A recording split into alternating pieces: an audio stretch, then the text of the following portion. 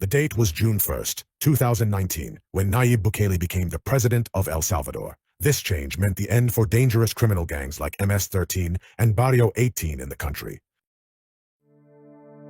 El Salvador was once known as one of the countries with the highest murder rates in the world. While gang violence on the streets kept the public living in fear, the state decided to take radical steps to bring this chaos under control. The most notable of these steps was the opening of the Terrorism Confinement Center, CECOT, in 2023, under the leadership of President Nayib Bukele.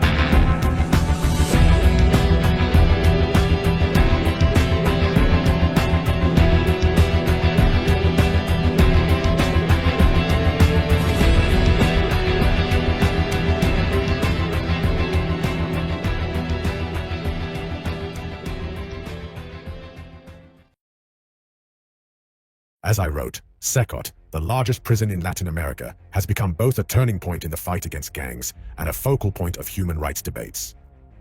CECOT was built in the Tecoluca region, 74 kilometers southeast of El Salvador's capital, San Salvador. Construction, which began in late 2022, gained momentum as part of the government's large-scale operations against gangs. In March 2022, the killing of 62 people in a single day due to gang violence prompted the Bukele administration to declare a state of emergency and temporarily suspend constitutional rights. During this process, tens of thousands of suspected gang members were arrested, and existing prisons became unable to handle the capacity.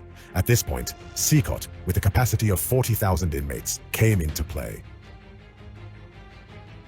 The prison was specifically designed to house members of El Salvador's most dangerous gangs, MS-13 and Barrio 18. These gangs have been the main actors behind the conflicts and organized crime that have plagued the country for years. Bukele introduced CECOT as a symbol of his project to eradicate the gangs. However, this massive structure is not just a prison. It also stands out as a concrete representation of Bukele's security policies. Security measures are extremely strict. The perimeter of the prison is surrounded by 15,000-volt electric fences, double-layered reinforced concrete walls, and 19 watchtowers. The ground is covered with gravel to make footsteps audible.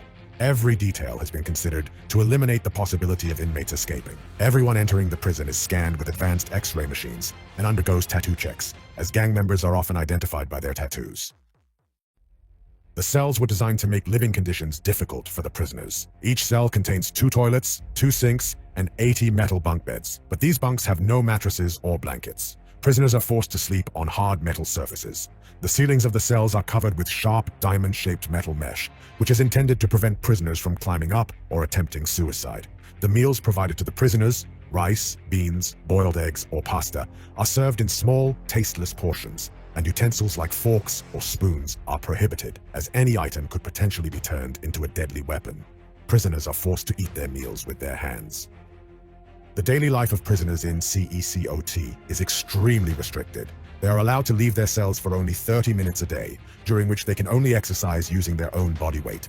There are no entertainment or communication tools such as books, letters, or playing cards in the cells. Prisoners are completely prohibited from meeting with their families or contacting the outside world. These conditions have been criticized by many observers who describe the prison as one of the harshest prisons in the world. Human rights organizations describe the conditions at CECOT as inhumane. Miguel Sarre, a former member of the United Nations Subcommittee on Prevention of Torture, described the prison as a pit of concrete and steel, and claimed that inmates are officially eliminated without the death penalty being applied.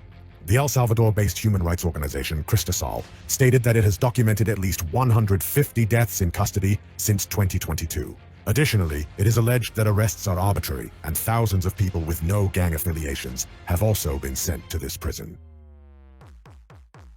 Recently, an agreement with the US has brought CECOT back into the spotlight. According to the agreement, foreign nationals convicted in the US could be sent to CECOT for a specific fee. This proposal was also discussed during the Donald Trump administration, and some experts had stated that it could pose serious issues in terms of international human rights.